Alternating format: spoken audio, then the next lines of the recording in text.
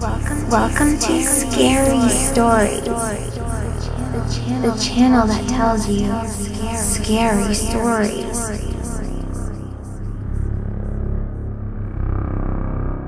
Welcome to Scary Stories NYC. I'm your old pal Bigfoot.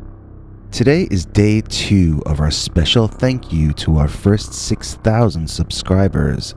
That's you. We had 2 hours of stories yesterday, and we've got another 90 minutes or more today, so I'm not going to delay too long before getting started. Today's show is mostly stories told by me, but if you stay all the way to the end, we'll have a special one read by Nancy Livonian that isn't like any other Dogman story we've ever told, that's for sure. In that one, believe it or not, the viewer who sent the story in claims Dogman was the good guy, not the scary guy. But that's okay, because in the other 9 stories before it, he's definitely up to his usual scary tricks. We've got the Wolf Mountain Werewolf. We've got the Dogman of Canada Road. We've got the tiptoeing Dogman. We've got the Dogman that scared a touring rock group. We've got Dogman on an overcast day. We've got a Dogman that messed with a guy's mind. We've got a whole heap and hunk of Dogman, and I think it's long past time to get started. So buckle your safety belts and keep your hands and arms inside the vehicle at all times. Let's kick things off with the Wolf Mountain Werewolf. Wolf Mountain Werewolf, as told to and read by Peter Bernard.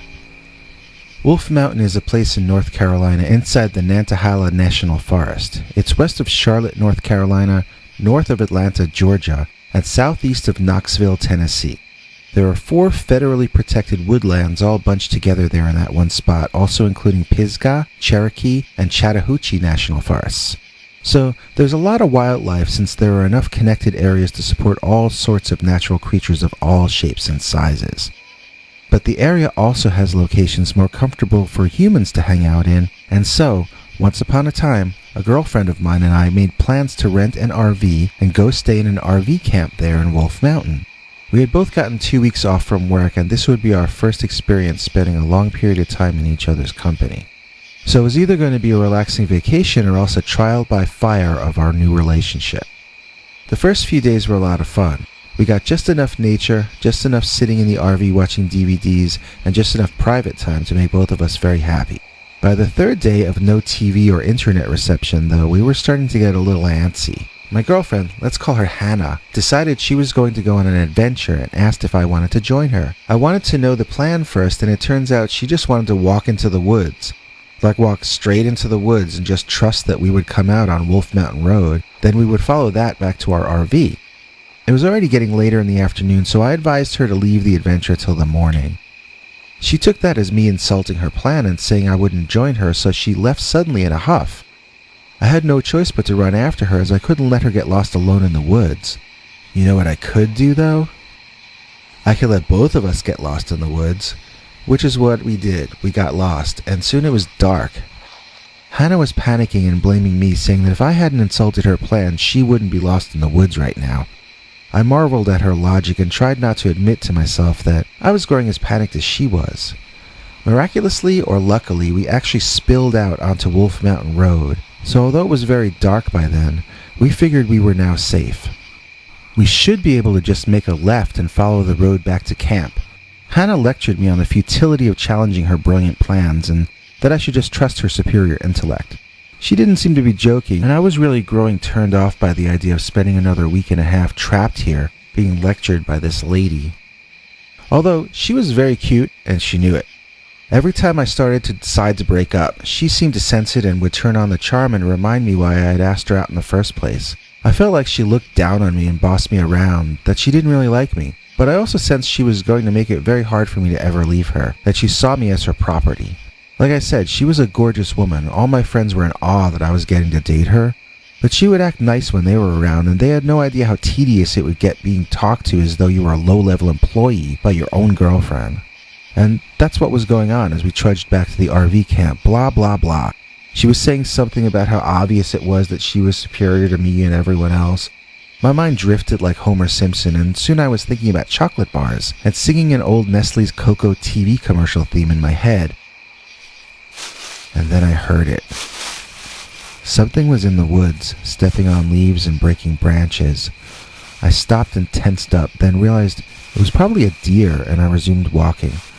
Hannah was too wrapped up in her verbal dissertation about her own grandness to have noticed the sound. I kept attention to the spot I heard it, though, listening to hear anything else from there as we walked past. There were no other disturbances, and soon I was back in fantasy chocolate cartoon land when snap! This wasn't from the old location, this was from directly alongside us.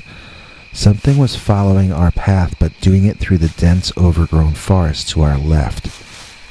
It was something back in the area we had just come from out of the woods. Maybe it had been trailing us all this time and we just hadn't noticed before. My heart started beating out of my chest, which seemed an overreaction to my conscious mind. Why was my body so panicked by whatever was in those woods?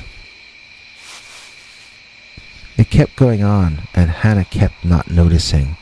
I really wanted her to hear it on her own because I didn't want to interrupt her ego stroking to point out that a bear or a big cat or something was stalking us through the woods. Or a serial killer for all I knew. I was imagining all sorts of ways to try to call her attention to it without her loudly insulting me in front of our stalker. For some reason in that moment, I didn't want to be emasculated in front of my own potential killer. I literally prayed that she would hear the sounds from the woods. And my prayers were answered. She stopped talking for a while, then whispered, "Oh my God, what is that thing in the woods?"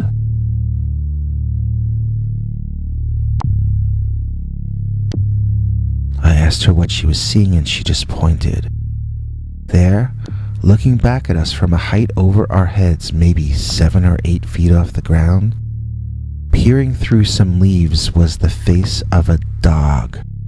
It had a strange expression on it and almost seemed to be smiling, but not a friendly smile. I saw the expression on the face change, and I heard a low, rumbling, growling. Both Hannah and I screamed and ran. I turned and looked behind to see if the thing was following us, and although it wasn't, I got the shock of my life when I saw what I saw. The thing had stepped out of the woods and was standing in the middle of the road watching us run away. It really was as big as it seemed in the forest. It must have been over 7 feet tall. But it was just as wide as it was tall. I found myself unable to run any longer. I just stood there and stared at it. It looked like a superhero from Marvel Comics, all muscular and larger than life. But it had a dog head and dog hind legs and was certainly not a man in a costume. By this point, Hannah had noticed I was no longer running alongside her, and she was also standing and watching this thing staring back at us. I don't know how long we stood there. It was the most surreal moment of my life. I felt like the world was spinning. I think Hannah and I would have stayed frozen there for a month, but the dog-headed monster took a step toward us. And we resumed screaming and running back to camp. I never looked behind me again, and neither of us was able to sleep that night, even locked in our RV in that camp with some of the other RVs in it. When morning came, we were out of there at dawn. Our plan was to find a motel and sleep all day, and then probably drive home. I have to tell you, even in the daylight, driving past the place where we had seen the Dogman just a few hours earlier was one of the hardest things I've ever had to do. There was no other way back to where we were going, though, so I just floored the gas pedal and sped past there. I got scolded by Hannah for that. She reasoned that if we got in an accident, then the Dogman could take his time and have us for a buffet lunch. Of course she was right. She was always right. That's why I couldn't wait to get back to civilization and break up with her. Which I did. And I've never regretted it. It turns out that dumping a hot girl impressed my stupid friends more than dating her had, so I lost no status in the tribe. In fact, the dumber guys now come to ask me for relationship advice, which I find ridiculous. Since then, when guys ask me whether they should get serious with their girlfriend or not, I tell them to get to know the woman better before deciding. get into situations with her where you can gauge her true nature. And nothing, but nothing, will bring out the true nature of a person more than camping in the woods where Dogman lives.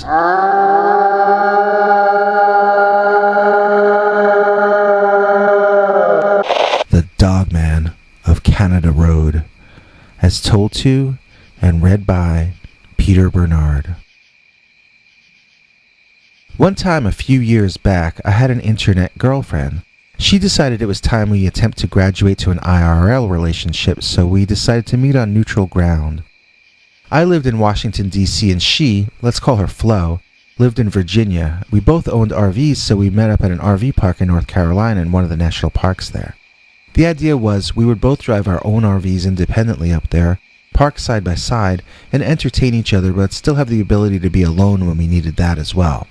So, on the way there, I had to drive along a 2-lane blacktop called Canada Road or Canada Lane or Canada something or other. I was driving along excited and happy because I was almost at my destination. I had made good time, and in fact, it wasn't dawn yet as I had gotten there, with the sky still looking like night. I realized I might have to wait once I got there to get officially checked in, since I didn't know if anyone would be on duty this early. While my mind wandered onto these types of subjects, I heard a weird sound to my left. I at first took it to be some part of my car malfunctioning because it was a ticking sound that repeated rhythmically. But to my left was my car door, not my engine, so I looked in the rearview mirror and I realized that there was a dark animal out there running, which had been camouflaged with the woods so well I hadn't noticed it before.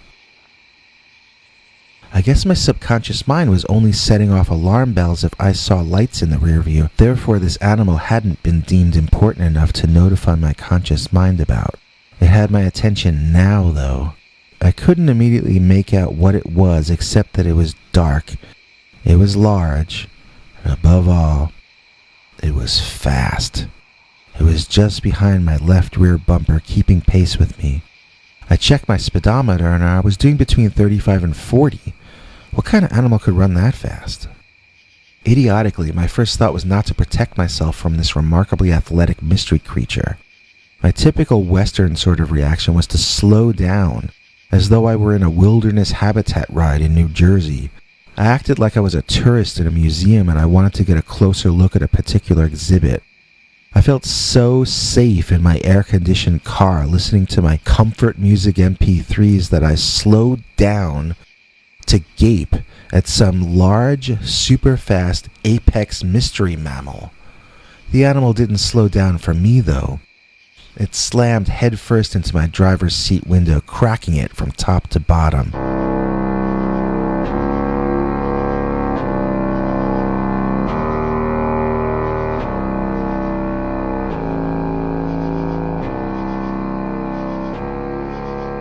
The thing snarled and tried to get through the glass to reach me, apparently not understanding what glass even was. I screamed in terror as I realized I was looking at the face of a huge, prehistoric-looking cave wolf type of thing.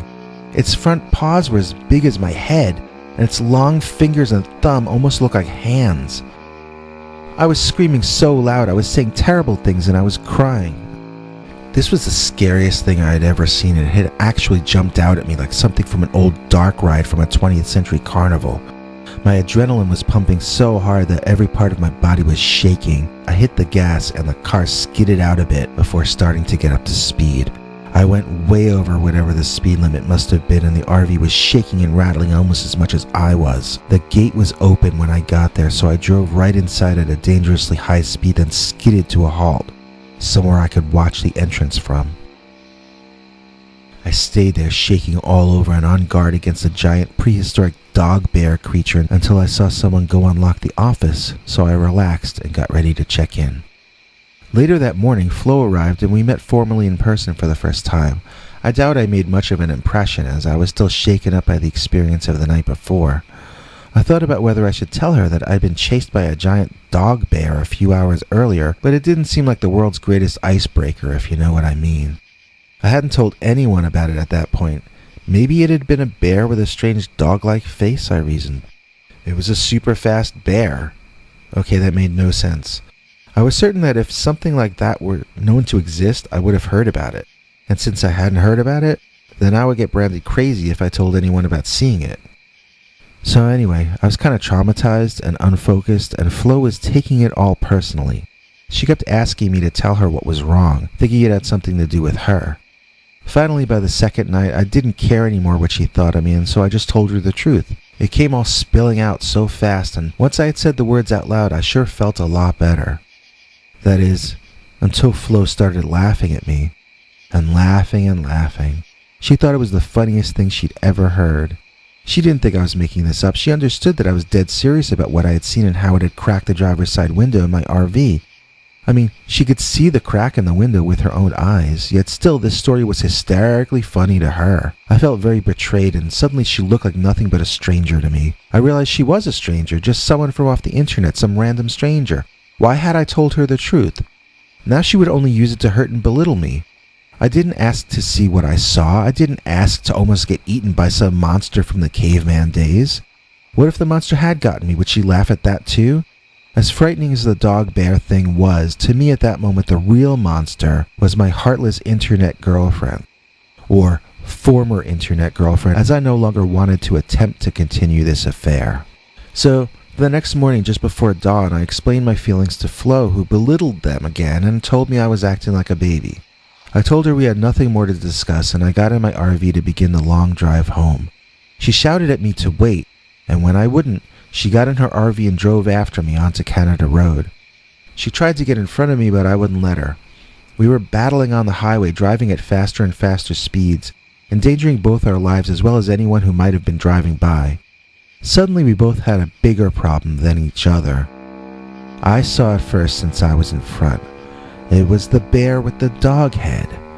It was not quite dawn out yet, and the light was weird and gray, but the huge dog-headed thing was definitely there, in the middle of the road. There was not enough room to drive around it, or at least I didn't think so. I screamed and I hit the horn, and the creature did the most remarkable thing in the world. It stood up on its hind legs, and it screamed. This scream literally shook the walls of my vehicle, and I nearly lost control of the steering wheel. Then the creature did an even more remarkable thing. It ran toward me on its hind legs. I was screaming now like a total coward. I was squealing like when they dropped that ferret guy out of the airplane on Impractical Jokers. The bear was running like a man. What the hell was that thing? Standing and running, it didn't look like a bear at all. It looked like a freaking werewolf. I was driving over 50 miles an hour, and this thing was running directly toward me. I was too stunned to even try and steer around the huge thing, and just before we were about to smash into each other, it somersaulted over my head. I could hear it tumbling and running down over the roof of my vehicle, and then I didn't hear it anymore. I don't remember much else until it dawned on me that I was entering my hometown, and I was dangerously low on fuel. I had blocked out most of the drive home, which is probably for the best. I later caught up with that internet girlfriend. She also had the Dogman run over her RV, so we shared an impossible experience together. We've actually stayed in touch since we have that one odd thing in common, but we've never tried to meet in person again. She has become a big fan of cryptozoology since then, and I have to admit I now read anything I see about Dogman or Bigfoot. I want to stress that if I had not had that second experience with the animal, I would not have known that it had the ability to stand and walk like we do. I wonder if that's why Dogman went unnoticed by our culture for so much longer than Bigfoot. After all, if you see Bigfoot standing up or on all fours, either way you're going to notice that it looks like a primate. And we're not supposed to have creatures like that in North America. But if you see a Dogman, when it's down on all fours, you might just write it off as a large dog. Especially if you see it from a long distance or from angles where it's hard to judge the creature's size. It got me to wondering, how many people have actually seen a Dogman and never realized that was what they saw? Monday Morning Dogman, as told to and read by Peter Bernard. Years and years ago, back in the 1980s, the company I worked for transferred me to a different branch 3 states over, out in the country somewhere. I was staying in a hotel looking for a house to rent when I got shown a really weird kind of house that was located at the end of this long gravel road that essentially was just this house's driveway. Don't get me wrong, there wasn't much land around the house and I have no idea who owned the road through the forest leading there, but there was nothing else on that road and it only went from the house back down to the highway. So it was pretty isolated, yet inside it was fully furnished and even had food in the pantry. I asked what the story was, and all the real estate lady said in return was that the previous tenants left quickly for personal reasons and were not coming back for any of their belongings.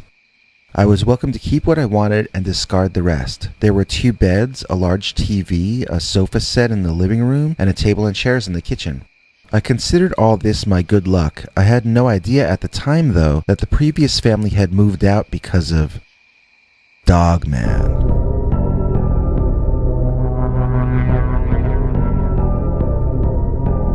So, due to an odd series of boring circumstances, I ended up moving in on a Sunday morning. I just brought what I had with me at the hotel and I had the rest of my stuff sent on soon after. Since the place was furnished, I was able to set up quickly and tired myself out cleaning the place up. I was pretty beat when I settled in for a good night's sleep, but there was someone in the neighborhood who didn't care that I was exhausted. And that person happened to be a Dogman. Okay, first, the howling. The really loud howling that got louder each time, until by the 6th howl, it practically sounded like a police siren outside my window. I was picturing a dog or a wolf or a coyote in my mind, and I was wondering why its howls were not being met by the howls of other creatures. Then I got up and looked out the window, and I saw it. I saw a monster from hell standing by the tree line. There wasn't really enough light for me to see it, but I saw it. I noticed it immediately. It was almost as if it were lit psychically, if that makes any sense. If I took a picture, I bet that only shadows and blobs would be photographed, but my eyes could see it distinctly against the trees. The thing was too tall to be a man. I knew it was something else, but I wasn't sure what. A shadow being? It was moving back and forth, but not in the way I've seen Bigfoot do in videos. This character was sort of pacing back and forth. It was looking in the direction of my house, and I was pretty certain it could probably see me, since I had turned the room light on before looking out the window. I wasn't sure if it wanted to see me or if it cared about me. On the other hand, I wondered if maybe I was the reason it was there.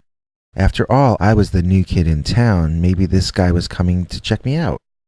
I had been awakened by the howling, and these are the kinds of thoughts I was having. It all seemed like a dream, probably partially because I had been awakened from a deep sleep. I wasn't really sure at the time that this wasn't all just a very realistic dream, but I went with it either way because what else can you do? I tried to think logically, wondering what I should do about the howling shadow thing. At least it had stopped howling. Should I just go back to sleep? I was aware that this whatever it was outside the window wasn't supposed to actually exist, but on the other hand, I was really tired and I had to get up early in the morning for work. I decided to turn out the room light as though I were going back to bed and stood there watching to see what the creature would do. To my surprise, it immediately started running at a great speed toward the house. Once out in the yard, I could see it was a dog, but it was running like a man. This was an absurdity that turned my stomach upside down and I had to run to the bathroom and be sick for a while. I remember almost passing out in there. That's how ill the situation had made me. I had that moment of amnesia, almost blacking out, forgetting who I was or why I was kneeling on the bathroom tile like this. But then it came back to me. There was a giant dog and I saw it run like a man. How absurd. I must have hallucinated it, I told myself. I must have gotten food poisoning. What had I eaten for dinner last night? Something from a chain fast food restaurant. I decided never to go back to that place again. I still felt awful, but I had a sense of relief that this was probably all just a bad dream or a hallucination brought on by poisoning, and I was probably past the worst of it. Soon enough, I was back on my feet and feeling a little better, and I headed back to my bedroom, where the huge dog was standing in the window, slobbering all over the glass.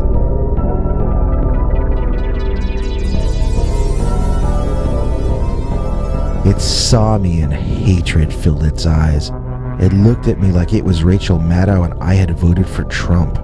This creature had no respect for my existence at all, and it bared its teeth.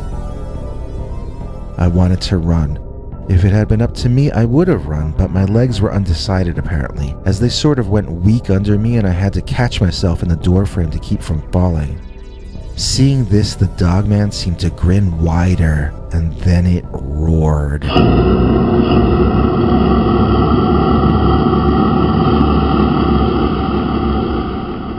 I guess my legs got their act together, or else I was just willing myself away from that room because I flew down the stairs to... Where? Where could I go that the rabid dog couldn't get at me? I remembered the place had a basement, and the only entrance was the kitchen.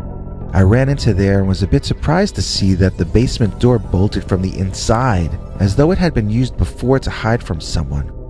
Or something. The basement had no windows, and it took me some time to find the string connected to the lone, bare light bulb hanging from the ceiling. Some things scuttled away when the light came on, some kinds of dark insects. That's just great. I love insects. Okay, I hate insects. I looked around to see if there were any other ways in or out, and I was soon satisfied that the only place I might have to defend would be the door at the top of the staircase. There were no places to sit that weren't incredibly creepy and/or disgusting, so I sat up on the top wooden step, leaning back against the kitchen door, listening. It was mostly quiet from then on, but I would hear the howling come back just as I was about to fall asleep over and over again. I don't think I slept at all for the rest of the night. When I saw light beginning to creep in under the door, I knew I'd better risk taking a shower and getting ready to go to work. I was somewhat surprised to find everything in order and nothing disturbed within the house. I assumed the monster would have broken in through the bedroom window and trashed everything, but the window was intact, and it had apparently stayed outside all night. After my shower and some buttered toast, I was starting to almost feel human again, and I went out to my car and started warming it up, thinking about the crazy night I had just survived. In the sunlight, it was hard to believe I hadn't imagined the whole thing. I started to back the car out of the quote-unquote driveway, then remembered that it was a half a mile long, so I made a U-turn. Now at least I could see what was in front of me instead of what was behind me. In a few seconds, once we got under the cover of the trees, I suddenly no longer wanted to see what was in front of me, because it was the dog. Standing. Just standing. In the middle of the road. I hadn't realized last night how wide it was. I hadn't realized how tall it was. I hadn't realized last night in the dark how wide its chest and broad its shoulders were. Its front legs were like weightlifter's arms, and its front paws were immense hand-like claws. Its hind legs looked strong enough to carry an elephant. In the light of day, it no longer looked very much like a dog. It looked an awful lot more like some kind of werewolf. It was the Dogman. I slowed the car down and stopped about 30 or 40 feet away. My mind was rebelling against the idea of this nightmare from last night showing up in my daytime life. It just couldn't be. And yet there it was. The Dogman made an angry sound and started walking toward me. That was a quite upsetting development to me, and I put the car in reverse. I pulled back and the Dogman advanced. I decided to hit the gas, move backward fast, gain enough space, then make a fast U-turn and beat it back to the house. I got the first part done at least. As I moved the car into reverse, the monster leaped onto the hood of my car and I screamed and covered my eyes instinctively. Apparently my lizard brain never learned about what a windshield is. The monster banged on the glass and tried to scratch through, then jumped on the car roof. I could not take any more, and I illogically opened my car door and ran straight into the woods. I had been far safer inside and it made no sense to get out, but that monster so freaked me out that I had an irrational need to get as far from it physically as I could as quickly as possible. Of course, the Dogman chased me into the woods. I could hear it, behind me, breaking branches and stepping on leaves and twigs. I could hear it breathing. It never got closer, but it never fell back either. It was letting me tire myself out, I realized. This thing had a plan, but I didn't. I needed to change that situation fast or I was going to end up as breakfast. The only thing I could think to do was double back around to the car and hope I could get back inside. I could never make it back to the house before that thing, and I wasn't really sure what was in these woods. I had a feeling that Dogman knew though. So double back is what I did, and when I was coming through the last few trees, it looked like smooth sailing back to the car. I didn't see the monster anywhere, and I wasn't hearing it anymore either. I was literally crying with fear, stress, and the beginnings of relief. I absolutely could not wait to get back in that car and lock all the doors. I cleared the trees and sprinted like a teenager straight for the door handle. When I got within a few feet of the car, the Dogman came out of nowhere and was between me and my vehicle. Now let me pause here to be very clear. I'm not saying the Dogman appeared in a puff of smoke out of thin air. I'm trying to indicate that he ran up from someplace I had not noticed him and arrived in front of me so quickly that it was almost as though he had appeared by magic. It was not magic though. It was muscle. The monster took a swipe right at my face and I moved backward, tripping in the process and landing hard on the asphalt. From the ground I looked underneath my car and realized that might be my best bet, so I rolled myself closer and slid underneath. This infuriated the Dogman, who reached underneath, tearing at my clothes but not doing much actual damage to me. As he'd move around to the other side of the car, I'd slide away from him, always mostly out of his reach. My expensive suit was being torn to ribbons, but all my body parts were still intact so far. It seemed to be more tiring for the dog than for me, and I was content to play cat and mouse with it until it fell asleep. Maybe I shouldn't say cat and mouse, since that thing was no cat.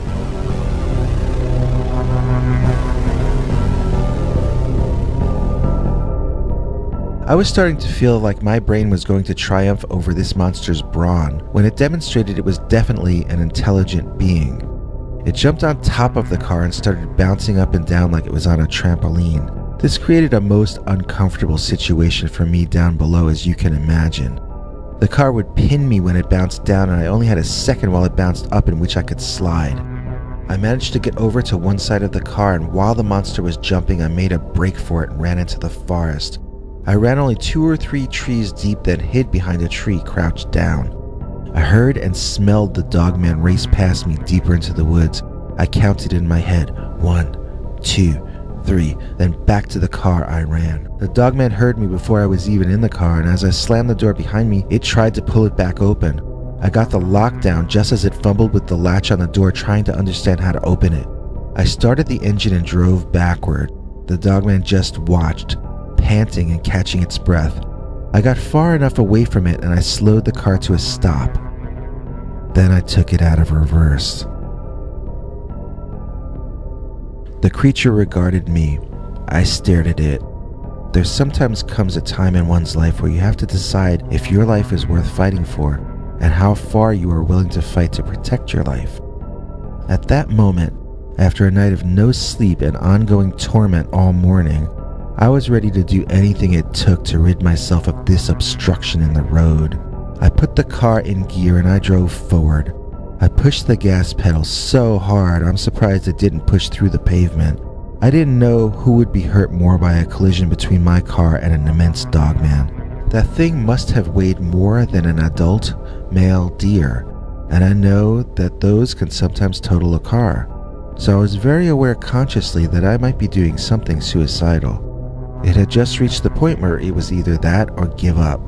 I had a sense of faith that I was doing the right thing. And I saw the expression on the dog's face change from one of anger and loathing to one of surprise, and even possibly a bit of worry. At the very last possible second, the Dogman leaped out of the path of my car in an athletic move that would have made any toreador proud. The Dogman was now quite literally in my rearview mirror, and I was out of that place. My boss was an understanding guy, and he let me take the morning off to get something else to wear and to calm down. I forget what I told him happened, a bear attack or a pack of dogs or something? Maybe a bunch of groupies? I was kind of in a bit of shock, so parts of it are in a blur. But I managed to pull off the meeting we had scheduled for that afternoon with an important new client, and then I was back to trying to figure out what to do about where I was going to be sleeping. Obviously, that house was already claimed by the Dogman, and I was going to have to move. So I went home that night to pack. I was going to drive to a hotel or motel, whichever I saw first randomly, but I was so tired from not getting any sleep the night before that I laid down on the couch to take a short nap. I woke up the next morning almost late for work. The Dogman hadn't bothered me at all that night. The next night was also peaceful. Days stretched into weeks, stretched into months, and then years. I still live in that house today, over 35 years later. I've never seen the Dogman again. I have heard howling a few times, but it wasn't that weird, deep, singular kind of howl. It was something that sounded a lot more like a pack of coyotes. So maybe Dogman is the one who chased the previous tenants of that house out. I don't really know. But I do know one thing for certain. This tenant of the house is the one who chased Dogman out.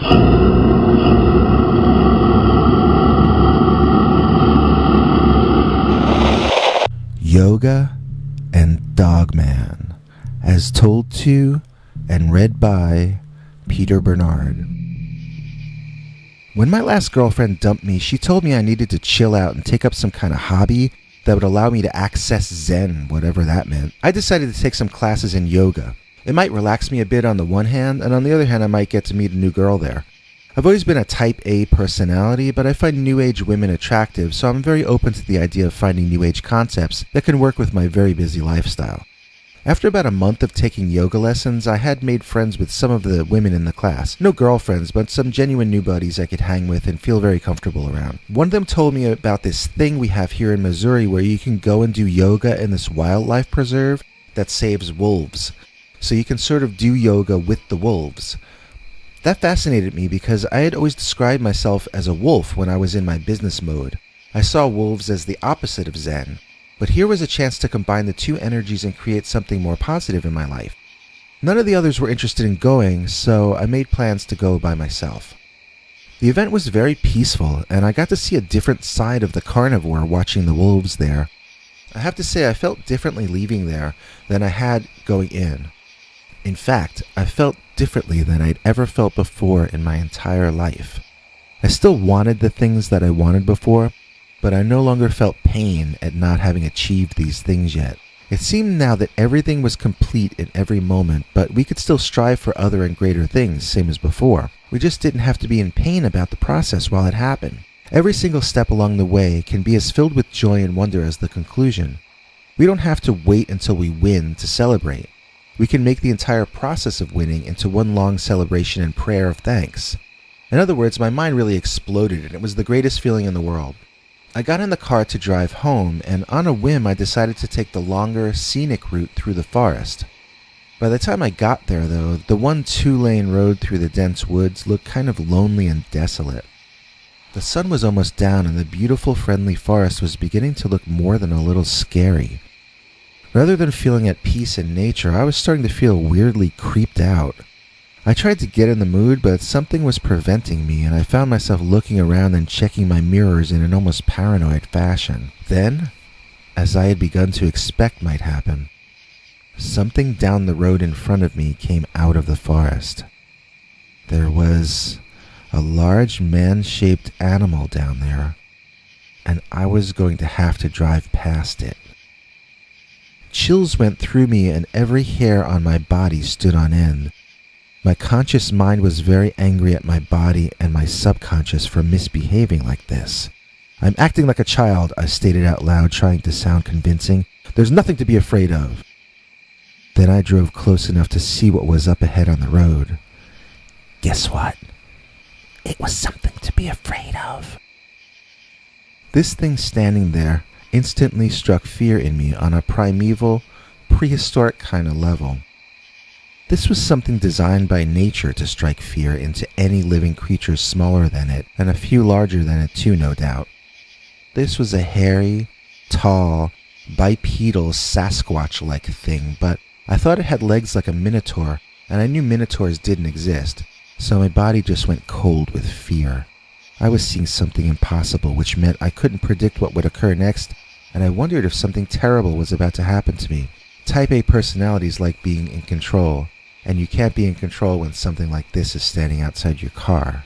I passed the monster and I could see the legs were not those of a minotaur. They were dog legs, and the thing had a dog head. It was a dog, but one that stood up. I didn't know such a thing could exist. I've Googled and read all about Dogman since this happened, but on that day, my mind was terrified, thinking I was imagining this very realistic monster. Suddenly, I flashed back on my late father, who used to despise anything new or from other places. He used to tell me that meditation and yoga would drive me insane. He said they were like drugs that would create illusions and I would think they were real. I wrote off his blatherings as prejudiced and small-minded at the time, but suddenly I was wondering, was I hallucinating this creature? I'm trying to visualize the animal in my mind's eye so I can describe it to you. But I really only saw fleeting glimpses of it as I drove up to and then past it. One thing I remember clearly is that it was trying to make eye contact with me before I could make eye contact with him. It felt like he was trying to bore into my mind. I don't remember hearing voices or anything, but this was a creature who looked like he was trying to tell me something. I remember it as being gray, but I remember it being blonde as well, which is odd. I'm not sure if the undercoat was different from the overcoat of fur, or if it just looked different in places due to the darkness and the play of what light was remaining through the trees. The fur was sort of both dark and light, but not spots. The head was a dog head, like a German Shepherd, but not colored that way. I guess I don't mean German Shepherd specifically, but a dog face with wolf-like ears and a long snout. I don't remember a broad chest as I hear reported on your channel. My first impression was that this was not a human, even though it was standing on its hind legs. It really did not stand like a human or a gorilla or a chimp. It kind of stood like a monster.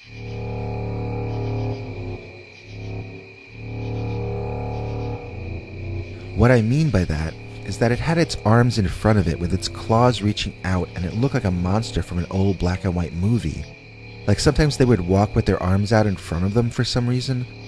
The difference was that this creature had its arms sort of at rest in front, with its wrists bent downward. I remember thinking it had Halloween claws, although that doesn't really mean anything. I can't think of any real animals that have claws like that, maybe some do. But lots of Halloween costumes have claws like that, so I was going to try and convince myself that this was a prank, some guy in a costume. I was about to smile and laugh and let out my breath, which I had been holding this entire time. But after I passed the creature, it ran after my car.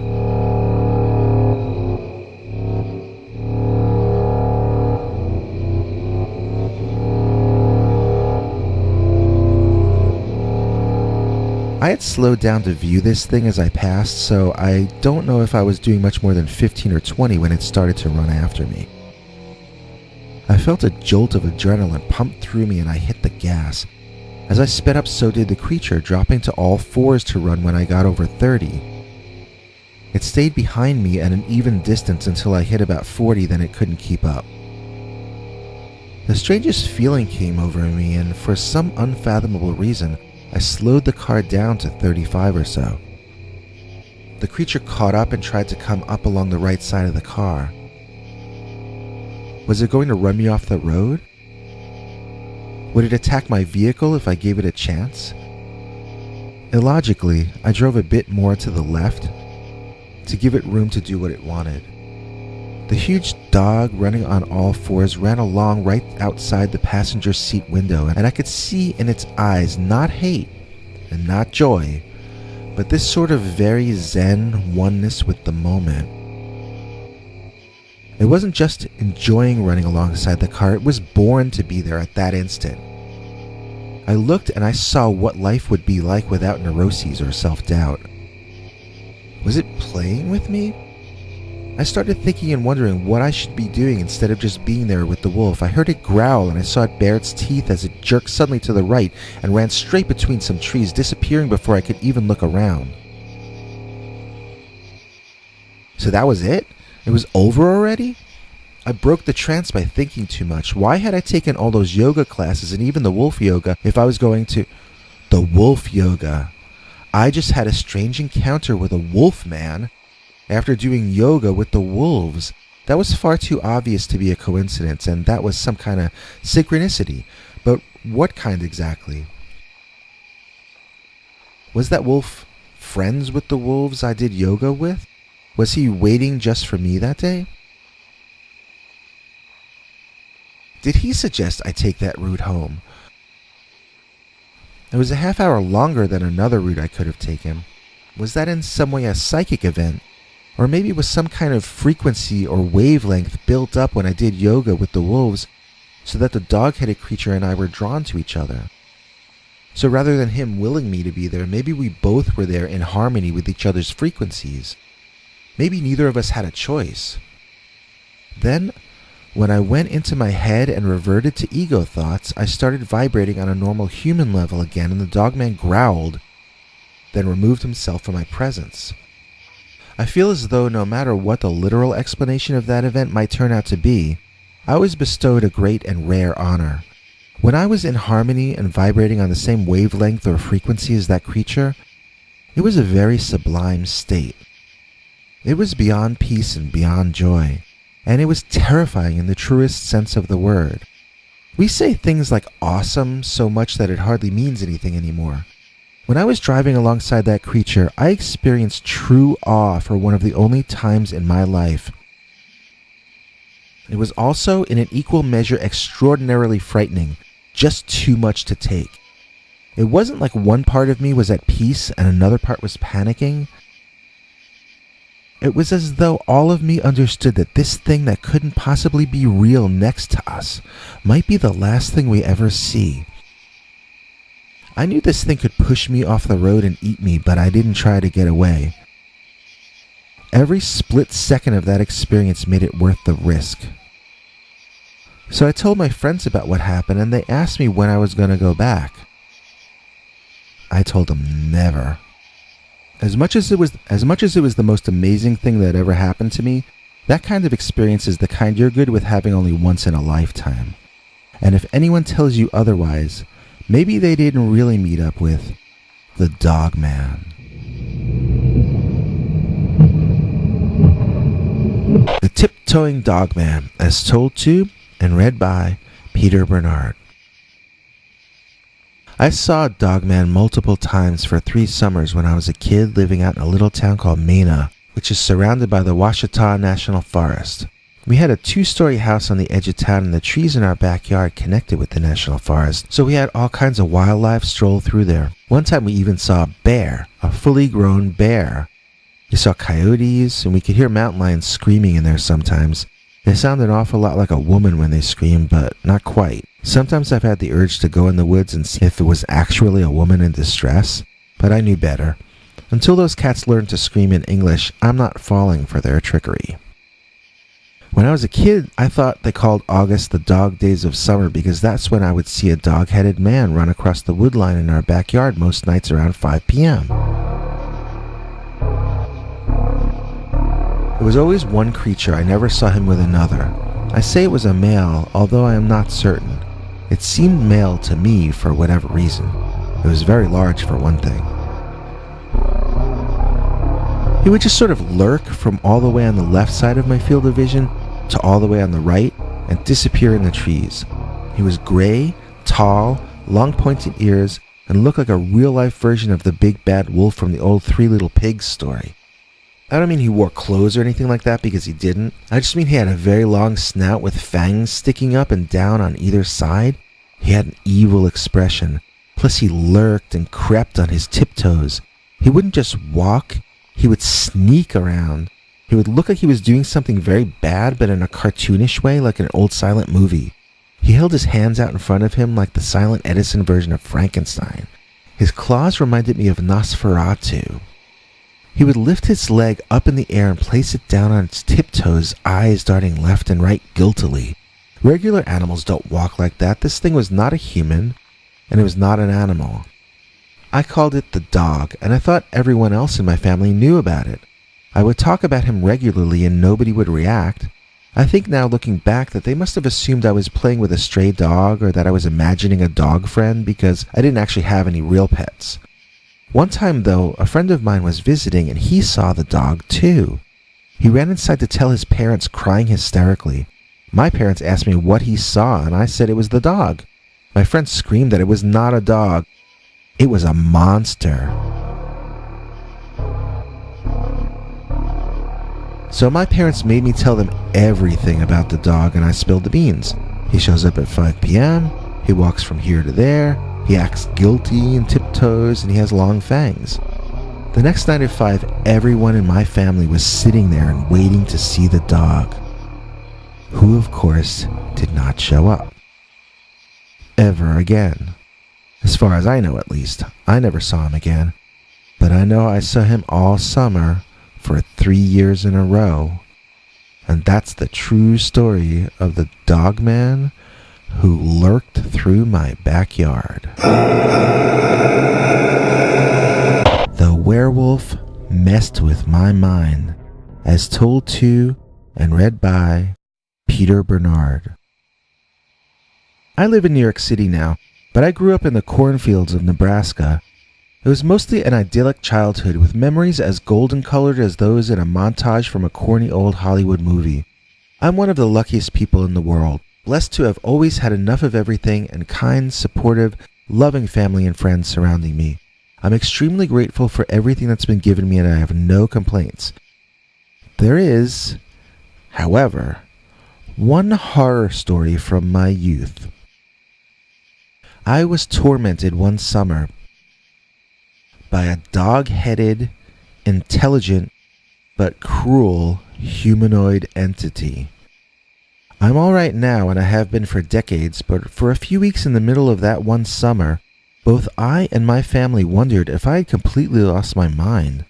If I hadn't, then what exactly was that dog-headed being, and what was it trying to do to me? When I tell this story to people who are interested in cryptids, they sometimes will ask me if I think this creature was natural like any other kind of animal, or if it might have been supernatural or interdimensional.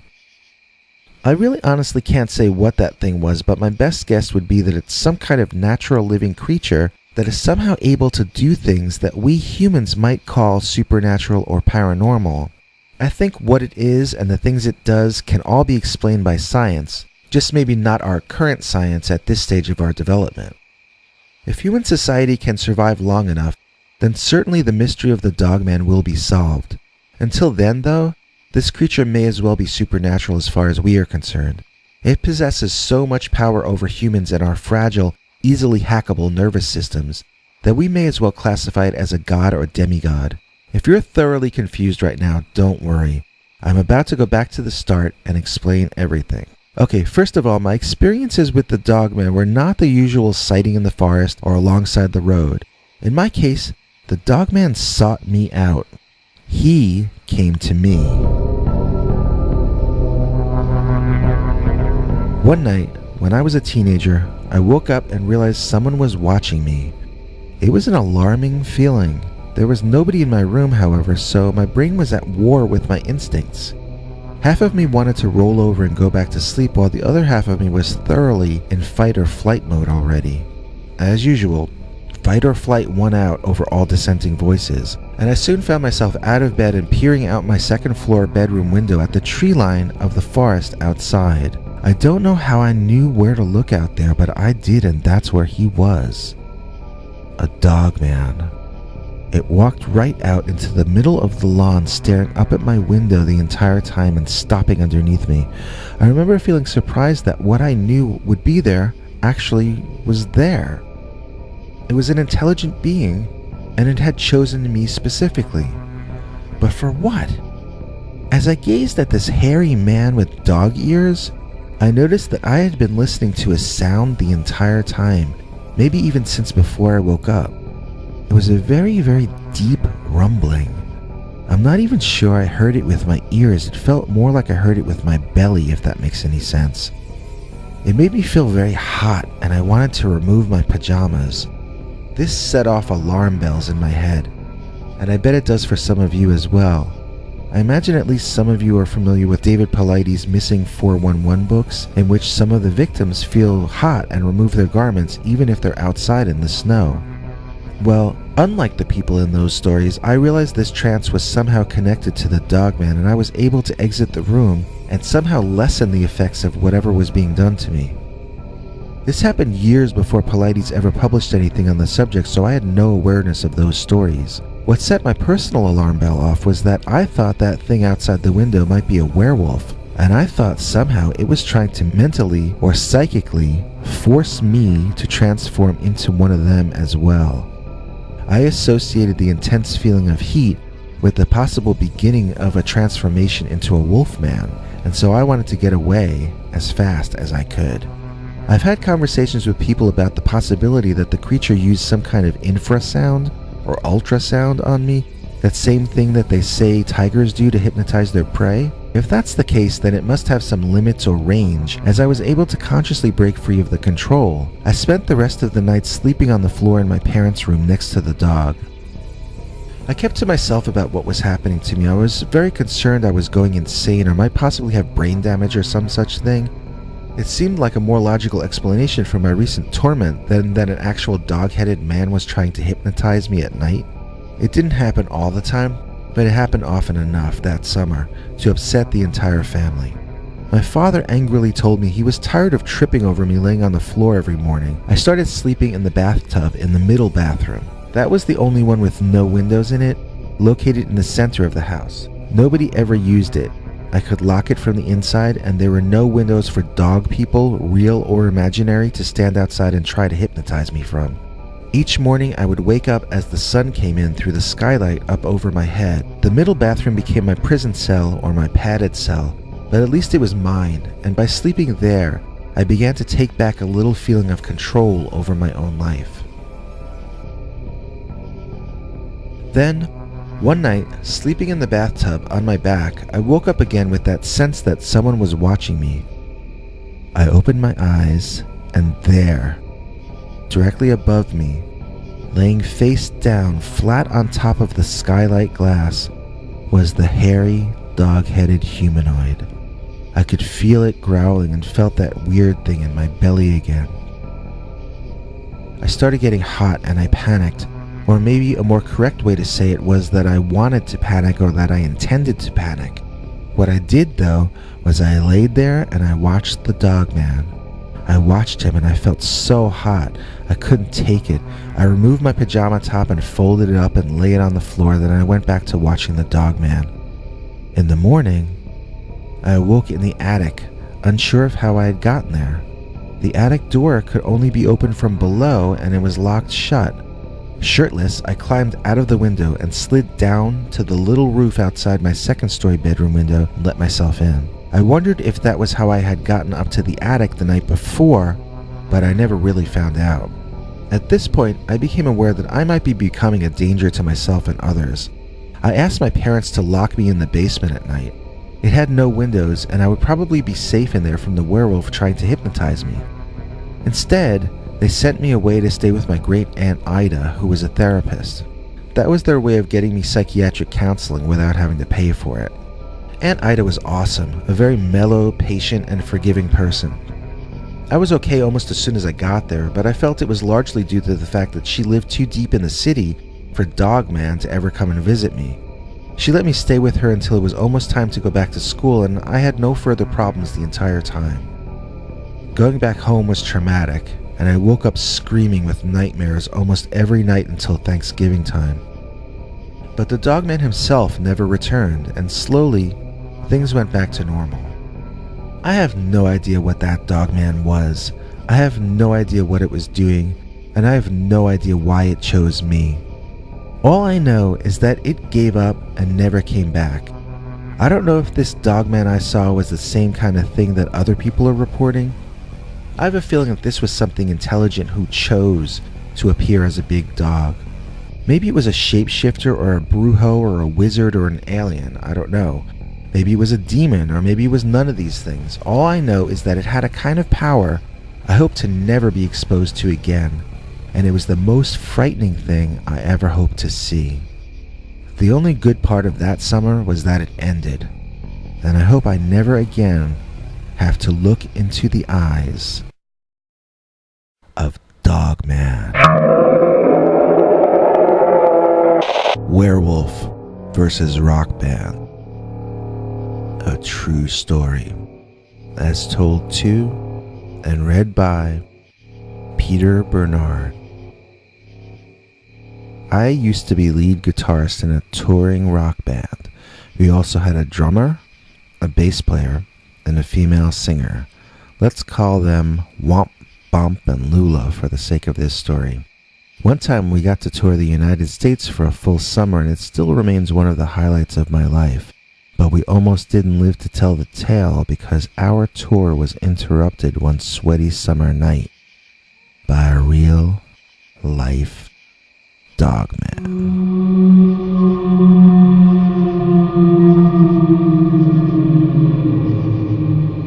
Now, this story happened way before Dogman was famous. When we would talk about it, looking back on it years prior, we would refer to it as the dog monkey or the dog-headed Bigfoot. It didn't really look like a monkey or a Bigfoot, but when we first saw the thing in silhouette moving through the shadows, we all thought we were looking at Bigfoot. However, I'm getting ahead of myself. Let me just start at the beginning and explain exactly what happened. Okay, we had just played a show in Oklahoma, or else we had just played a show in Arkansas and we were on our way to Oklahoma. We might have even been in Texas for all I know, but I'm certain we were over in the general area of the Boggy Creek Monster, and boy did we know it. We were in our early 20s and we all loved the movie The Legend of Boggy Creek, which we had seen when we were in our teens. At least the three guys in the band were fascinated with Bigfoot. I don't remember what Lula felt about it. She had dated each of us before forming the band. We were happy for her to keep to herself, and she was happy to avoid us. It made the business end of the band run a lot smoother if our ex-girlfriend/lead singer left us alone, and if we stayed out of her personal life as well. It eliminated things to be jealous about if we didn't know what we should be jealous about, and vice versa. Sometimes she would even drive to our next gig in other vehicles with other people, and that was fine with us because it meant boys' night on the bus to the next show. On this particular evening, though, it was all four of us, plus our manager/roadie, who we can call Mel, and our driver, whose name I couldn't even remember back in those days. So, I think I was playing cards with the guys, and I don't know what the girl was doing, but all of a sudden, the driver screamed, and the bus started jerking around.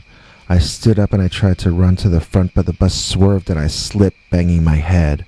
I think I must have blacked out, but not for very long. Someone helped me up and I realized we weren't moving anymore and the bus was tilted to the side. There was some kind of disagreement going on up front, and I pushed past people to see that the driver was arguing with our manager, Mel. It seemed Mel wanted to get off the bus and the driver wouldn't let him. He was yelling about a monster, and we all groaned and rolled our eyes. That's the last thing you want on tour, a driver who's tripping while behind the wheel. We started grumbling about who would have to take over driving the rest of the way, miserable and feeling sorry for ourselves. Little did we realize that was the least of our problems. I walked to the front, figuring I'd better talk the driver down. Mel didn't have as much experience as I did in those areas.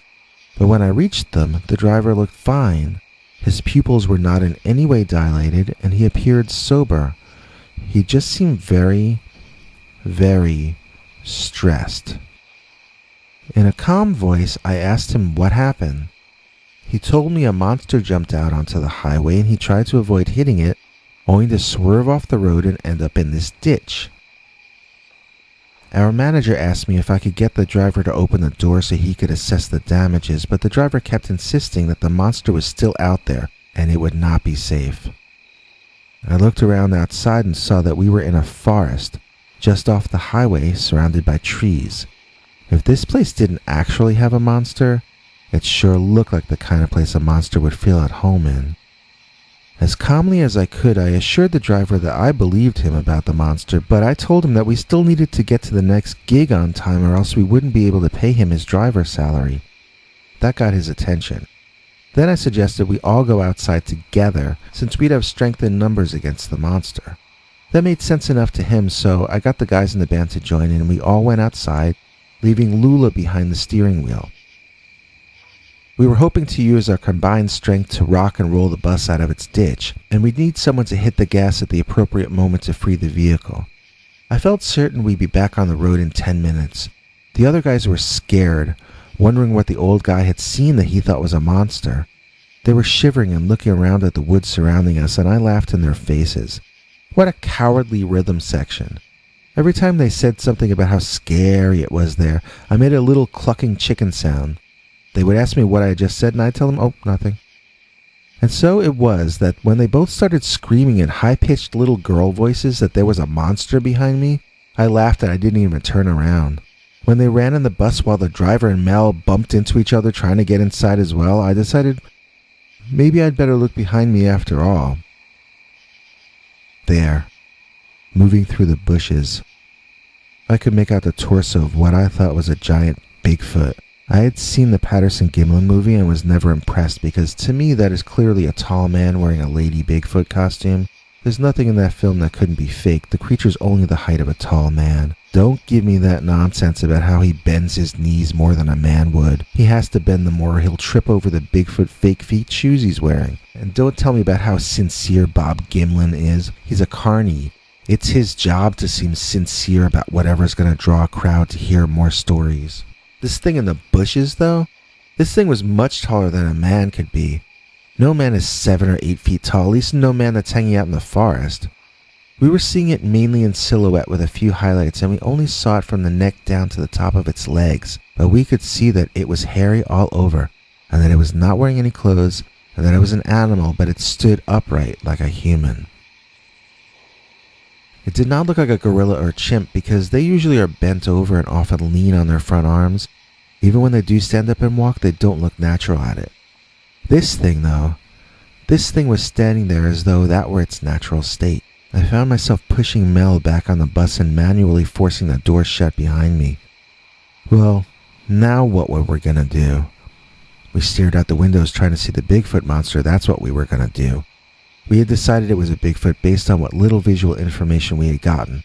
The driver told us it was not a Bigfoot, but none of us asked him what he meant by that odd statement. That's when rocks started hitting the bus. Or at least it sounded like rocks were being bounced off the roof of the bus. It wasn't enough to capture us, now it was going to annoy us too. It doesn't want us here, Lula said out loud. I got news for it, I told her. I don't want us here either. The driver freaked out, screaming about how the only reason we were stuck there was because of that stupid monster, and now it was angry at us for being stuck there? He was losing it. I remembered a story I'd been told by this guy Curtis who used to play with Jimi Hendrix before Jimi was famous. I told everyone the story to try to calm them down. It went something like this. Jimi, Curtis, and the band were traveling on a snowy day to a gig in their bus when an accident happened, and they wound up in a ditch entirely snowed in and unable to get out. Then, out of nowhere, a space alien/angel appeared glowing outside the bus. It walked all the way around the bus, and wherever it walked, the snow melted. Then the driver was able to drive out of there, and Jimmy's career went on uninterrupted. Okay, nobody saw what this had to do with our situation. We didn't have an angel or a space alien. They told us we have a Bigfoot trapping us here. I told them we needed to gather up positive spiritual energy. Then we'd be rescued in some way like Jimmy was, and everything would be cool and so forth. I forget if it was the drummer or the bass player who was an atheist, but he was against all this positivity and spiritualism stuff. I convinced him that it didn't matter if you did it in a spiritual way or a scientific way, but meditating, clearing the mind, and focusing on positivity would literally work even though science probably wouldn't understand why for another 100 years. I was making all this up, but I convinced him it was true, and we all settled down and essentially prayed for help. We did not get it. Instead, the Bigfoot came out of the woods and walked close enough to the lights of the bus that we could see it was not a Bigfoot. It was a giant dog, but it walked on its hind legs and held its front paws bent out in front of it. It had the fingers on its front paws splayed and all its claws were very out. It was elegant looking and seemed completely natural when we saw it. It did not seem like a supernatural creature or a special effect or a costume or anything like that. It just seemed like this kind of animal we had not ever seen before. Obviously, the dog monkey man did not want us there, and it demonstrated this to us by a nasty, angry, very long scream.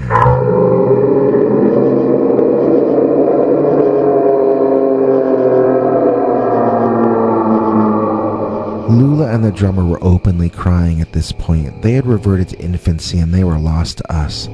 The driver looked like he was going into a state of shock. Everyone was too stunned to move. I dove toward the driver's seat and started the engine up. Then I put it in reverse and tried to drive out of the hole backward. No go. I put it in first and tried moving forward. It almost made it. I put it in reverse, then went back a little more than last time. I got the feeling if I could even out the ground just a little bit more with the wheels, I could get enough traction and pull us back out on the highway. I was excited that I might have figured out a solution to our problem when Lula screamed. I saw what she was screaming about. The dog monkey was now walking toward us. I doubled my speed, moving us back, moving us forward, moving us back, moving us forward. The dog-headed thing now walked right in front of the bus, and once again he screamed.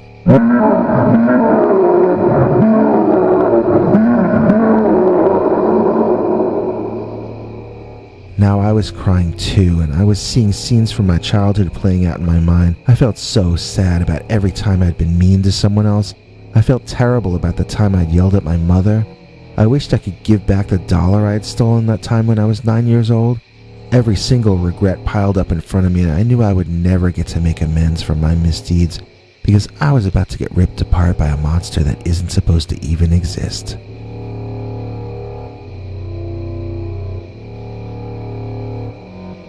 But then the strangest thing happened. The bus got traction. We drove backward fast and violently, knocking 2 of us out of our seats in the process and bouncing the bus all around, but we were out.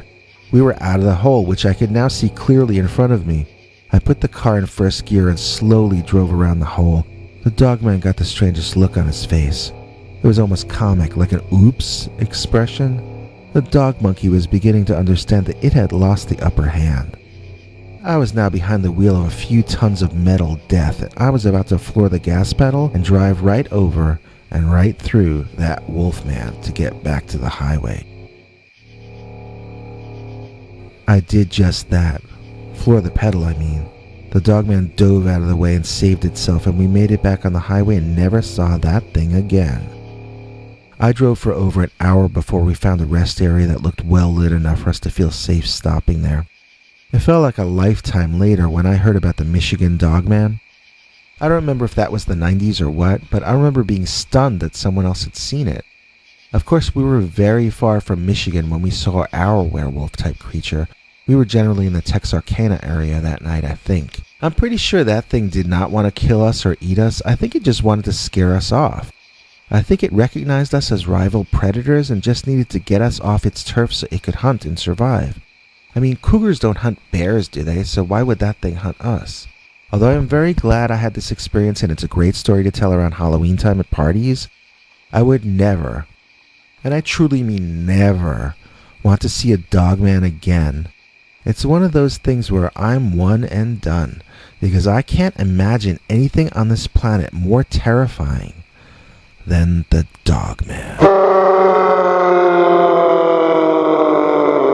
Don't forget, if you stay tuned till the end, we've got a special story by Nancy Livonian, perhaps the strangest dogman story of all time. But first, this. And now, get ready for an all-new, completely uncensored, slightly bloody, and absolutely terrifying new Dogman story. Oh wait, YouTube won't allow me to tell you stories like that on this channel. If you want to hear that, you're going to have to go to peterbernard.com and sign up for our paid subscribers club. You can choose any price you can afford for a 1-month subscription, and then every weekend we tell you a story YouTube would never allow us to tell you on this channel. See you this Sunday for an all-new, very scary, completely uncensored Dogman story. Dogman and the Overcast Day. As told to and read by Peter Bernard. Dear Scary Stories, here is a story that happened to me when I was a kid.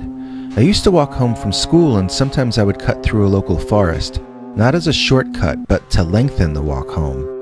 I liked looking at nature much more than I liked doing my homework. That is, until that one overcast day, I got chased out of the forest by Dogman. I can't remember the reason why, but it was a Friday and we had been let out of school early. Maybe it was a 3-day weekend or something. I remember it being very warm, like summer, so it must have happened in May or June, I guess. It was one of those overcast days where the sky wasn't gray, it was white, as in pure white.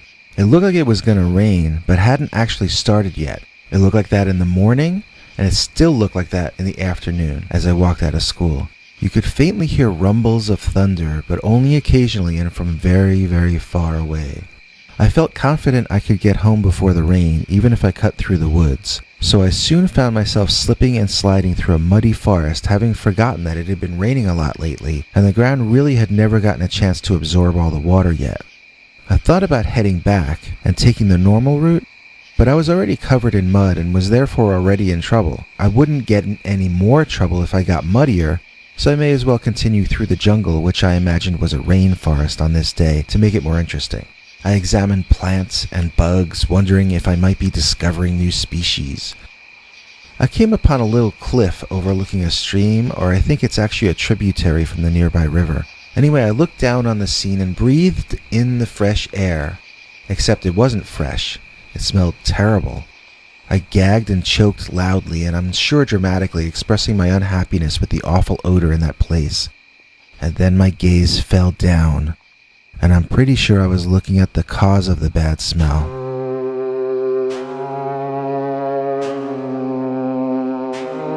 It was a giant, hairy dog, which I guess had been drinking from the stream, judging by its bodily position. However, after my loud display, the immense dog was now looking directly at me. "Nice doggy," I said a bit nervously. I don't know why I said that. I guess because that's what people say in movies when they get into this situation. I was half joking because the dog was probably about a home run away from me, 300 or 400 feet, and down 20 or 30 feet below as well. I didn't view him as a threat, just a large dog in the woods. Probably someone's pet, probably a good dog. Didn't seem like a big deal to me in that moment. In the next moment, however, I realized this wasn't anyone's pet.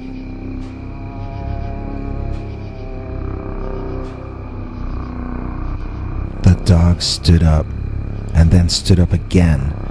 It ended up sickeningly tall once it got on its hind legs. I don't really know how tall it was, but I know that 300 or 400 feet between us suddenly did not seem like a very long distance anymore.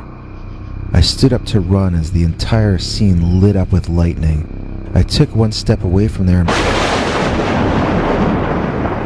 bam, we got hit with the loudest thunder I had ever heard in my life. It surprised me so much, I fell flat on my face in the mud. I realized my feet were dangling off the edge of the cliff and I could hear the tall dog, huffing and puffing, running toward me. The idea of a crazed, giant, bipedal dog chewing my feet off absolutely tweaked my brain out, and I was running away before I even got to my feet. Sometimes panic is a good thing for you, like in this instance. Instinct took me over. I ran where the ground was dry. I slid like a Bob Fosse dancer where it was slippery. I leaped over obstructions like an Olympic sprinter. I was in the process of congratulating myself for all these cool moves when I heard the Dogman behind me scream. I panicked and searched behind me while running, and of course, smashed right into a tree, falling back on my butt. I was on my back, in the mud, and I couldn't see straight when I opened my eyes. Plus, I was seeing blackness at the edge of my vision, and I was overwhelmed with both a desire to go to sleep and a desire to run away. The latter won out, and I found myself back on my feet, propelling myself forward, but unable to stand without holding onto trees. I was blinking my eyes to get an idea of the next tree, then closing my eyes and thrusting myself forward. I knew I just had to keep moving and keep from blacking out until I started feeling more normal again. I don't know how long I went on like that, but I remember becoming so woozy at points that I couldn't even remember why I was doing what I was doing. Eventually I found a dry-looking patch of grass under a big tree that felt wet once I sat on it. I leaned back on the tree and closed my eyes. I don't remember if I fell asleep or what, but I do remember eventually feeling better and trying to remember where I was and where I was going to. I was going home, and what was the part I was forgetting? Something that was adding stress to the situation. Some kind of deadline I had to meet or something I had to avoid. Then I heard a rumbling sound and I remembered the thunder and lightning. I had to get home before it started pouring. Then I realized that rumbling wasn't thunder. What was it? Oh, I know what that sound is. That's growling.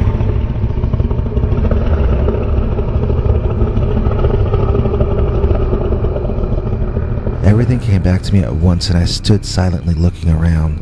The growling was coming from the other side of that tree.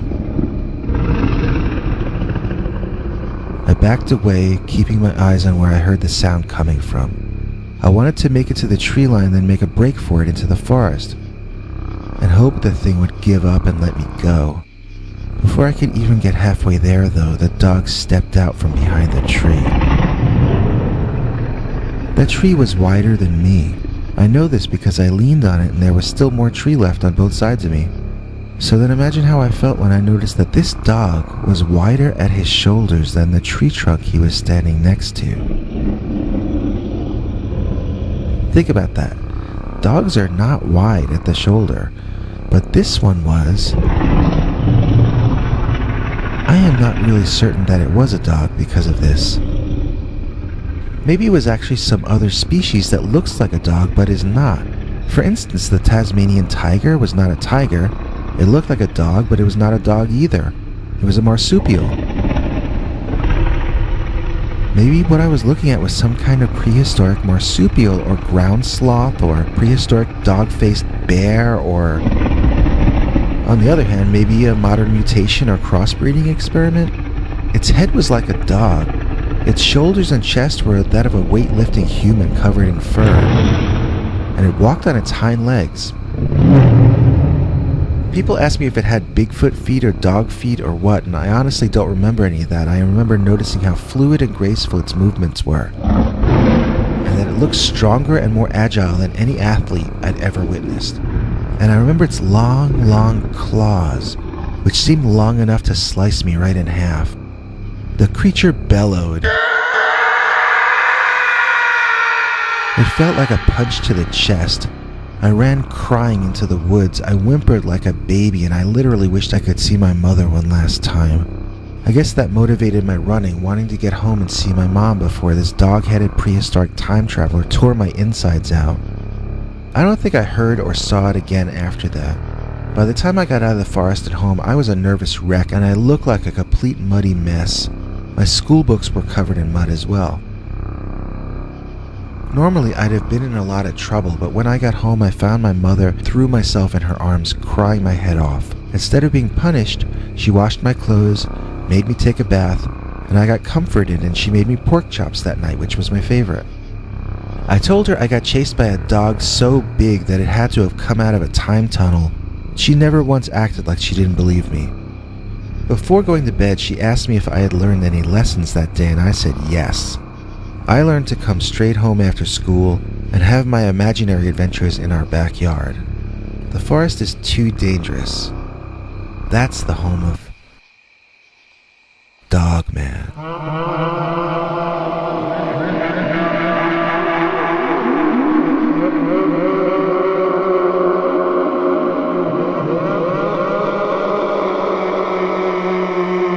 Dogman in the Churchyard, as told to and read by Peter Bernard. When I was a kid, I never went to camp. I went to summer Bible school, which would happen in the backyard of our church. We wouldn't stay there, we'd just go there like going to school, but in the intense heat. Then we'd go home. I had to attend it when I was younger, and I had to work as slave labor bossing around the younger kids when I got older. So it was basically you become a prisoner, and then you get taught how to be a prison guard. There was something really weird about the backyard of our church, though.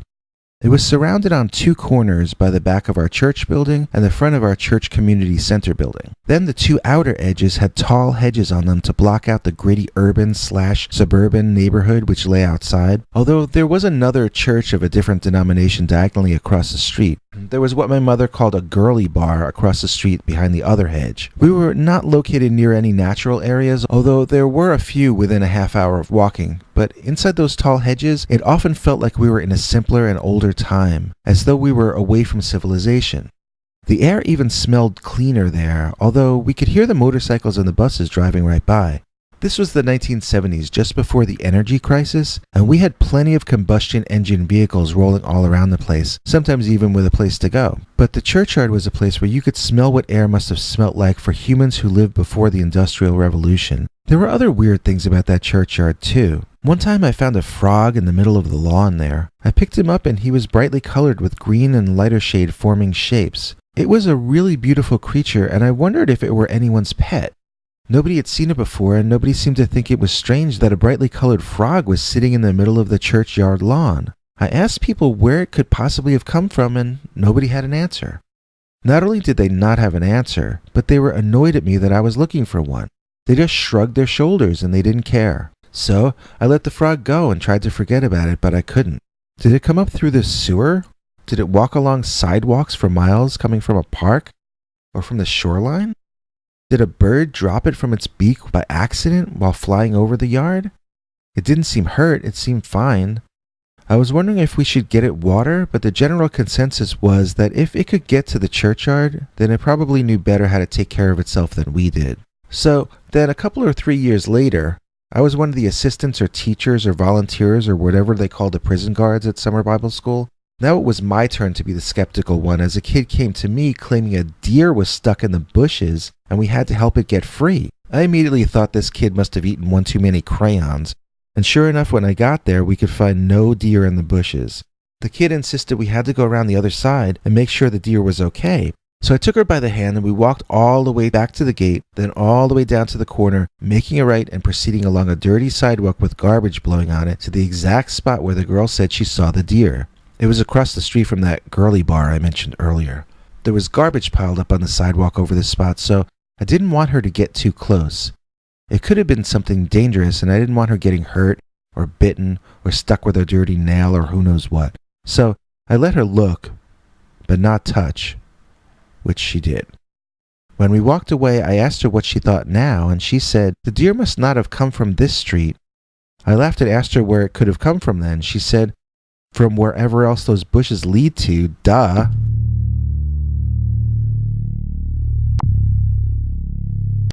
Okay, the freakiest thing that ever happened in that churchyard was also the scariest. This is the one you're all waiting for me to get to, no doubt. It was the last day of the season for whatever year that was. We were staying late to clean up and it was starting to get dark. One of the kids, who was waiting up in the front of the church for her parents to pick her up, came running in, crying hysterically. We asked her what was wrong, but she was unable to form any words we could comprehend. Everyone looked at me, since I was the only guy there, to go outside and look around. I didn't have a weapon, so one of the girls gave me her mace and taught me how to use it so that I wouldn't accidentally squirt myself in the face. I went to the front door and I could see it was very dark out there. Somebody got me the church's big old flashlight. Out I went into the darkness. I could hear crickets or cicadas or something, but that was it. Hello, I asked. Is anyone there?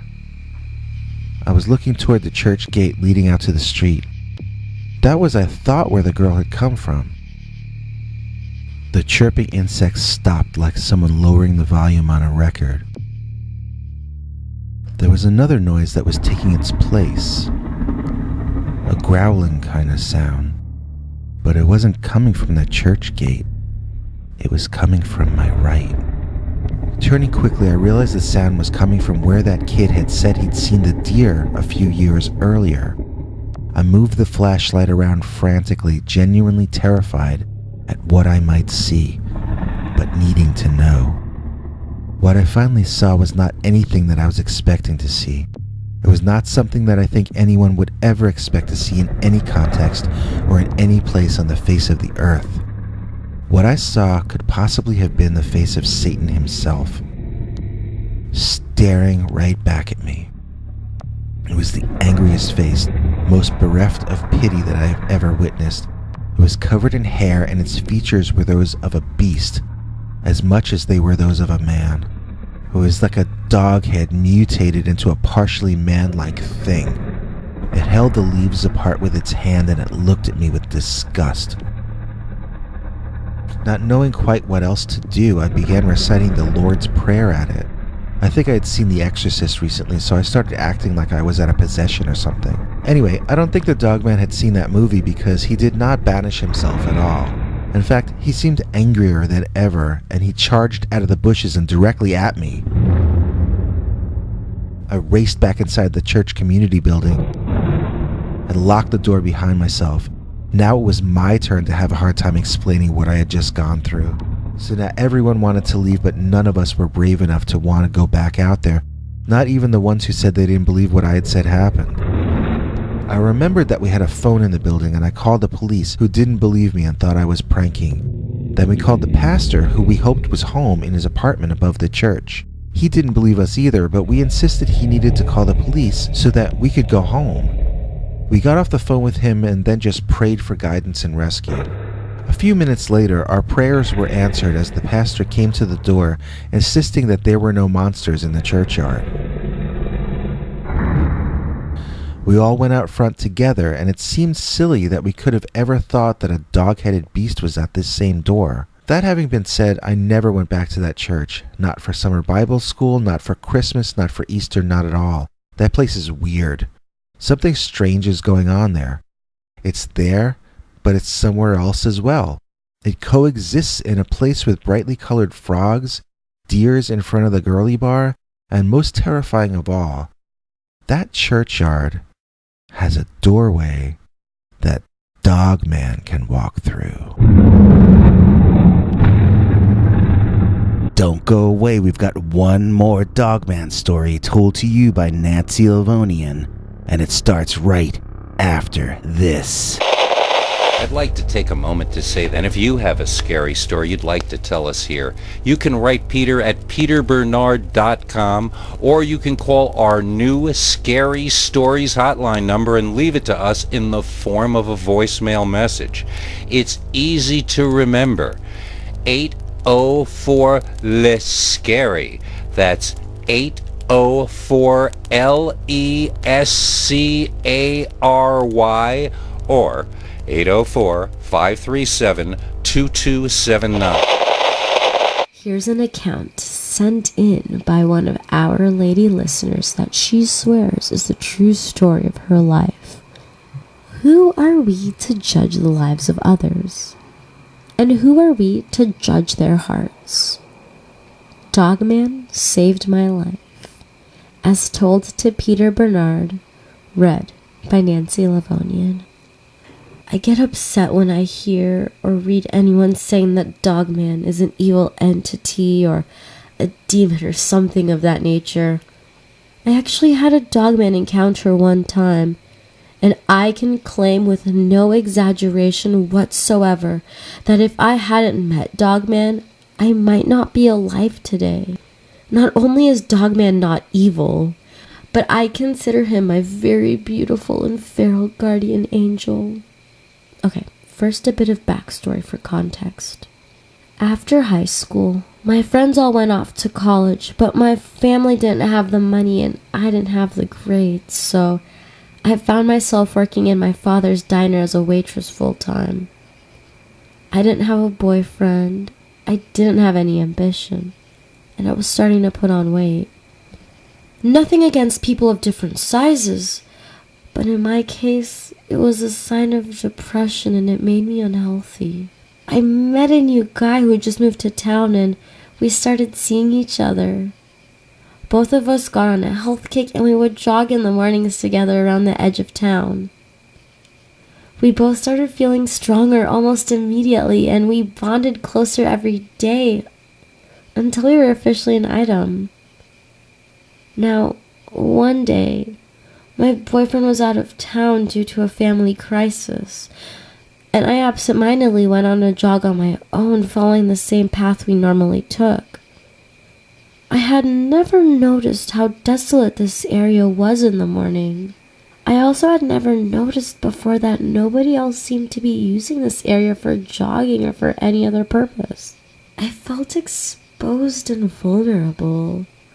I was running faster than usual, just to get it over with so I could get back to safety. I remember consciously noting that I felt incredibly alone, and yet, at the same time, I felt certain I was being watched. No, more than watched. I was being stalked. I broke into a full run. I figured if this was a real threat, I better get out of there. And if it turned out to be my imagination, then, well, my heart got a little exercise. The thing is, once I broke into a sprint, I could swear I could hear, behind me and to my right, someone else also breaking into a sprint. I never felt my adrenaline inside of me like that before. I had been running for a few months by that point and was on the verge of becoming somewhat athletic. I saw a boulder on my left coming up, and some animal, pre-human, instinctual part of my nervous system took over. I ran as though I were going to run past it, then at the last second, did a crazy Jackie Chan sideways leap up onto the boulder, bouncing myself off it and to the left. Landing behind the boulder, I could now listen and watch as my pursuer ran past me. I could make out a tall bipedal shape, but that was about it. I wanted to run, but my legs gave out and I sat there for a while, crying and catching my breath. I felt so sorry for myself, but relieved that at last it was over. And then it wasn't. There was a tall man in a hoodie standing in front of me, and I thought I saw some kind of weapon in his hand that he now held behind himself. "Get up!" he ordered. His hoodie and the shadow from the tree cover hid most of his face, and his mouth was nondescript but cruel looking. I knew I could never pick him out of a police lineup, if I lived to tell this story. I don't think I was ever so frightened or so beset in my life. How could a person behave like this toward another person? He started talking about how he watches me every morning jogging with my brother. I told him that's not my brother. He threw a fit, ranting about how he was going to kill my boyfriend. This guy felt possessive of me, an idea he built up entirely inside his head without ever talking to me. And now I was in danger of having something terrible happen to me just because this poor guy never got adequate mental health care. The universe is connected together so weirdly, I said, which totally confused this guy. He took a step back, looking at me sideways like how a confused dog looks at you. And then it happened.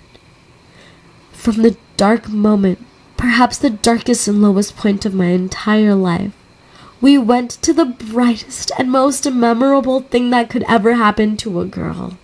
He came out of the forest. No, he burst out. He exploded out almost as if from nowhere. It was him. It was the Dogman, and he roared.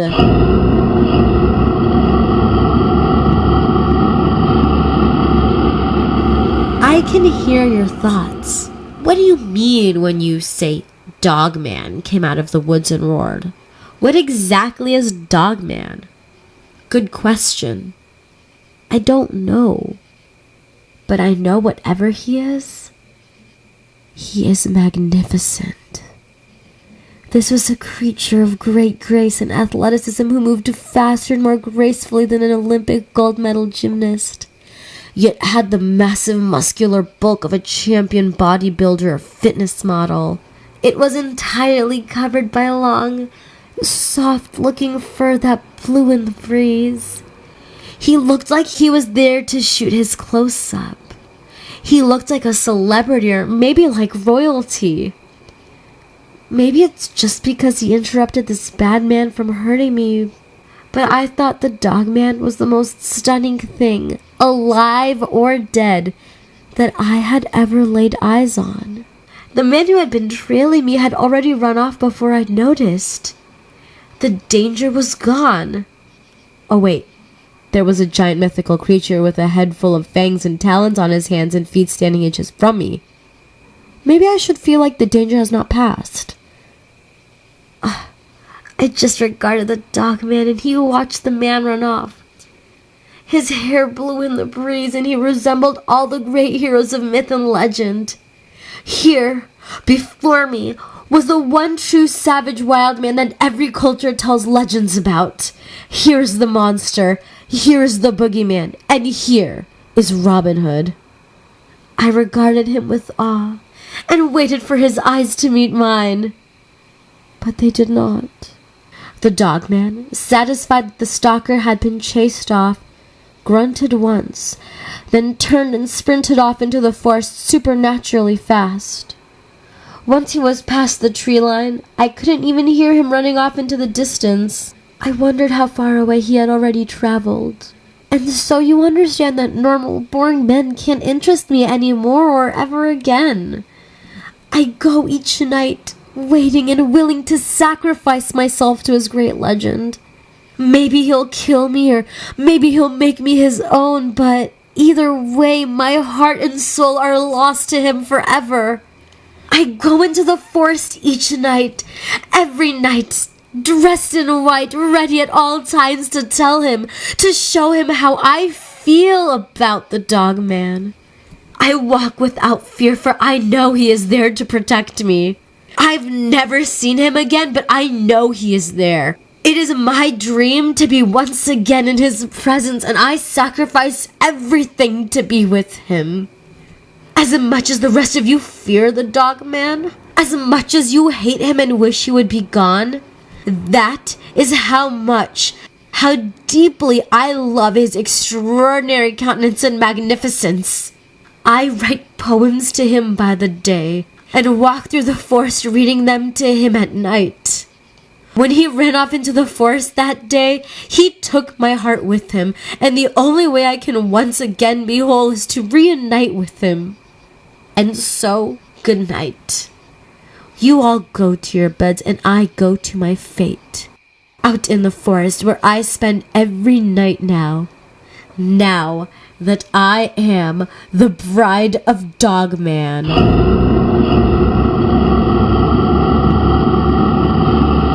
Well, that wraps up our 2 days of celebration over our first 6,000 followers.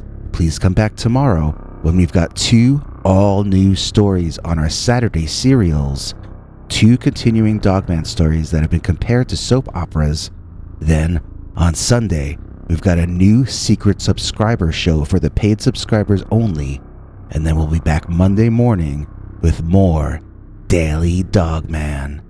Have a great weekend, and see you soon. If you enjoyed this, please click like or consider subscribing. Remember to click the bell icon or you won't get notifications. If you want to listen to Bigfoot's secret uncensored story each Sunday, just go to peterbernard.com and become a paid subscriber. See you tomorrow. Same dog time, same dog channel.